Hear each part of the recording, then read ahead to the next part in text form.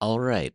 On to 106. 106 is my favorite episode of the ones, definitely the ones that I did animatics for. It might be my favorite episode of the season. The table read was super hilarious and all these kind of cutaways and flashbacks. And it was just a very enjoyable show to work on. A lot of this episode was just the magic was made in the storyboards and obviously the writing, but the storyboards and I do kind of feel like I didn't have to contribute a lot to the to the comedy of it. It just kind of came in pretty great from that point, and there's so many funny moments that I love, but there wasn't that many little editing Easter eggs and tidbits because I think a lot of this, the greatness of this episode kind of spoke for itself. I wanted to point out some of the dialogue that you hear over this a Netflix series card and into the first opening shots of it. You're hearing a bit of the music underscore. You're hearing a bit of the bass coming in from the from the track that's about to play when the hot takes pop in.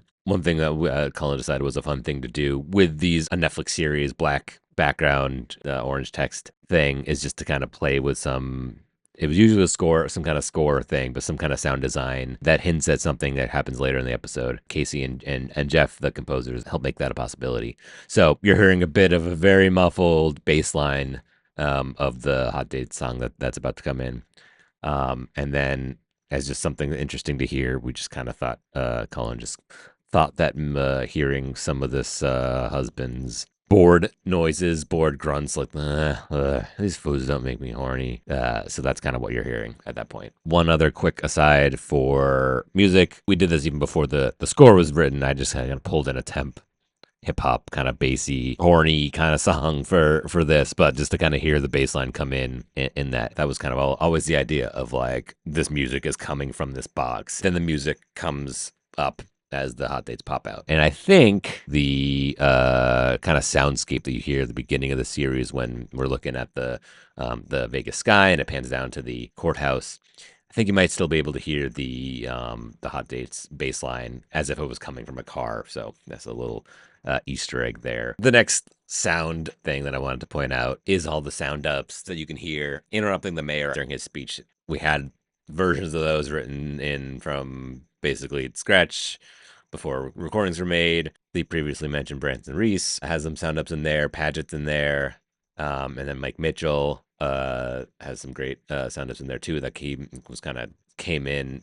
toward the end of our post schedule and just kind of recorded a bunch of these kind of pickup things and just made stuff that we already thought was super funny, made them even funnier. Pacing wise, from an editorial standpoint, timing out, especially that pan where we reveal that they're all kind of boring hot dates and the doctor clothes were holes, all that stuff. The pacing was really worked over at the animatic stage, and just kind of getting those lines there to kind of cover that quiet visual pan. That was just one area that the comedy pacing just needed to hit right. So we worked a good deal on that, and then you work with scratch vocals for a lot of it, which is production audio. Sometimes it's our production crew. Then when the actors record their stuff, we had to replace men, and sometimes they're obviously different pacing or more variety, and you have more options, and so you kind of have to recut it every time. The real actor audio comes in. So that was just one area where we did it one way, and then we tried to match it as best we could once we had real actors come in, but then we had some more alts to use, and it was a hard moment to kind of get to pinpoint down. Throwing Sheila up there on the roof doing a selfie, that was a relatively late in the game ad. I think we had to get probably one of our last recording sessions for Janelle James, just to get her to kind of do some like selfie walla. Originally, maybe only had the one opening shot, and we wanted to sit in this kind of destruction and chaos of this riot a little bit longer before this Lincoln and Glenn dialogue comes in. So just kind of threw that in there to kind of fill out what's going on in the background throughout this episode. Fill that out a bit at the beginning of the storyline, essentially. Kevin, the new paralegal, the character design and the voice acting by Matt Apodaca would just kind of all came together. Kind of great little basic kind of character that's like almost like a Lincoln clone. That haunted Glem's haunted doll line is one of my favorites. One little audio thing that I wanted to point out. When he knocks in the temp sound effect, it was panned in a certain way that every time, even though I put it in there, every time I heard it, it sounded like someone was knocking on the door. So other editors out there may have, or especially sound editors, may know that know that trick. So I always think of that whenever I watch that scene. The look of the VR world changes. Back to some of my previous videos talking about color correction. Tyler, our art director, again worked really hard on getting a combination of an overall filter, a bit more of the diffusion and kind of glowiness to this area. There's also different comping going on with characters' lines. They're all kind of like a bluish line work, just to kind of give this a very clear notion of this being a different world. I think color temperature is also very different in this VR space. This throwing the panties moment was another one we just kind of really dialed in how the timing of it, of the action of the panties flying in and Lincoln's line. How'd you do that? Oh, never mind. Found it. Like that, all that timing was something that we worked hard to dial in because it was all just kind of dialogue happening that was off screen and kind of this funny visual. There's not much to say about this scene, just that fast cutaway is something that was another style choice of or the editorial choice of cutting away of something crazy really fast.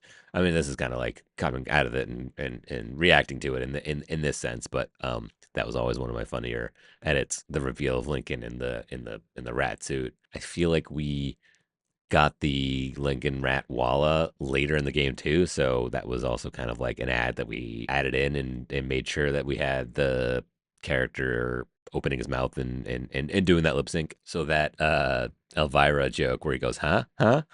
I pretty sure the two huh? Huh?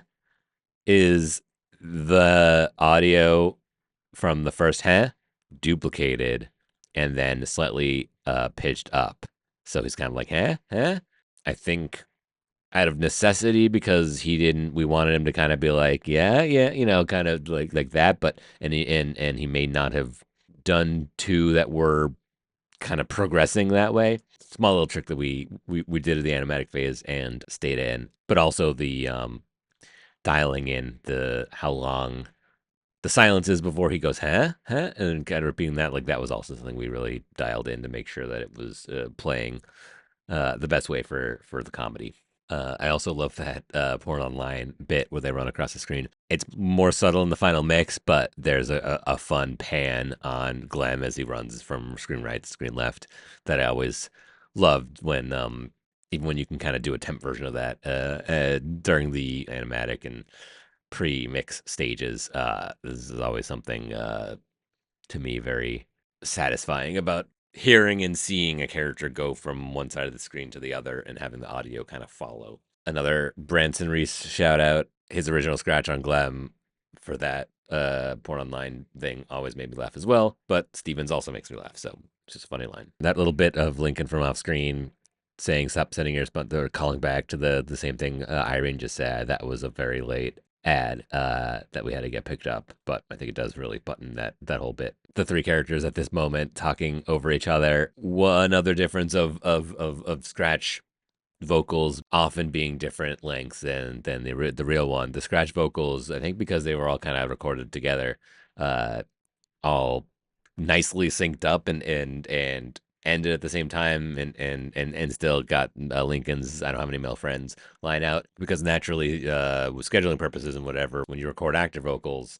they are often doing them kind of literally in a vacuum without the other actors around so you can't work off of them and the edit is where you have to recreate that synchronous moment as if they're all in the room together. Adam Scott's takes for Lincoln. They were longer than the Irene's takes and Sheila's takes, and so to kind of fill out some of their stuff, I kind of repeated some of the like yelling at each other, cursing at each other stuff underneath, just to kind of continue the badness because Lincoln had to kind of come in partway through. Irene and Sheila start, and then Lincoln realizes, oh, you're Carter, so like he comes in a little bit later, but he has to go through this whole thing.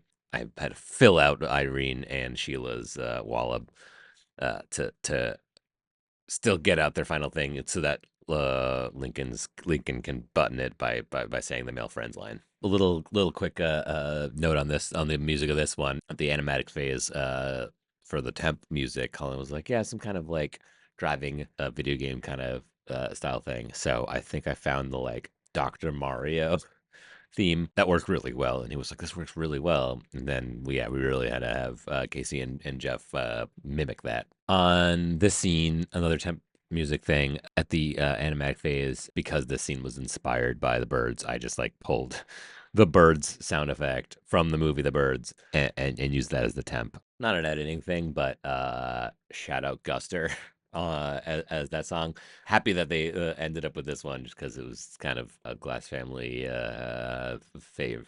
The Glenn answering machine thing is another good example of bits and pieces of different Stephen Root takes that we patched together to make that audio all work. They were all great. I remember just one of those like hard to pick which one, but kind of I think our workflow for that one in particular may have been, normally we would kind of sit down.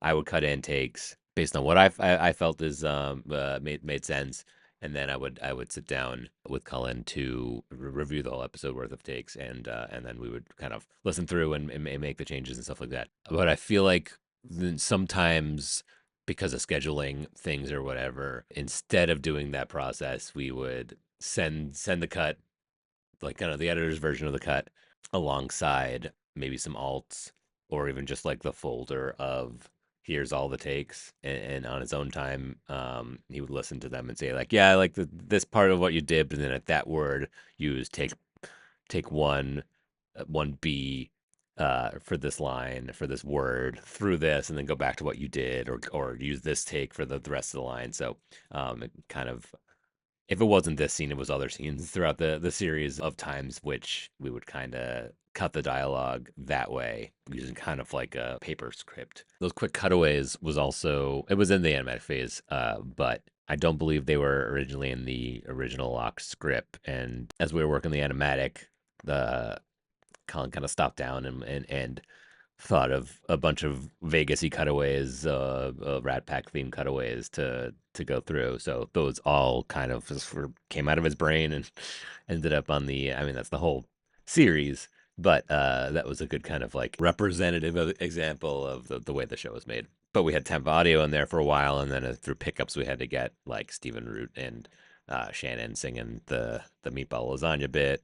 The Curse. That's one where we had some scratch in there. It's probably Branson again, and I think maybe even some of my own, the like, I don't know, a bunch of scratch in there, and then I had to kind of like very roughly mimic the phasing of one voice into the other. We had this, I think we had the scratch Branson audio in there for a long time, but then Stephen Root's audio in there, and then I think we got Sydney Battle to record the as what ended up in there. The filter and the audio editing that I had done with Premiere's tools were just not up to snuff enough. Didn't sell it well enough. And so we kicked it over to our Boombox sound design team.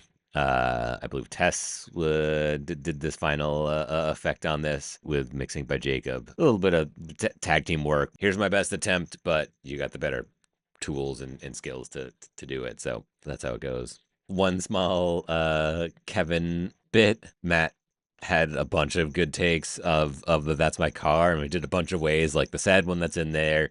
There was the like, "Oh, that's my," like recognizing that, "Hey, that's my car," like almost like oblivious to the fact that they're all kicking it. We had, I think, a version of like that in there for a while, but then I believe, based on a note, we switched it back to something a little bit more like, hey, episode 6 was the first Kevin episode, so we got a nice example of some of the great stuff that Matt brought. So another shout out to him. Another credit shout out. I'm sure you see there's dancing hot dates through most of these credits. Look at this supporting cast. Great job, everybody. This was a fun episode. See you later.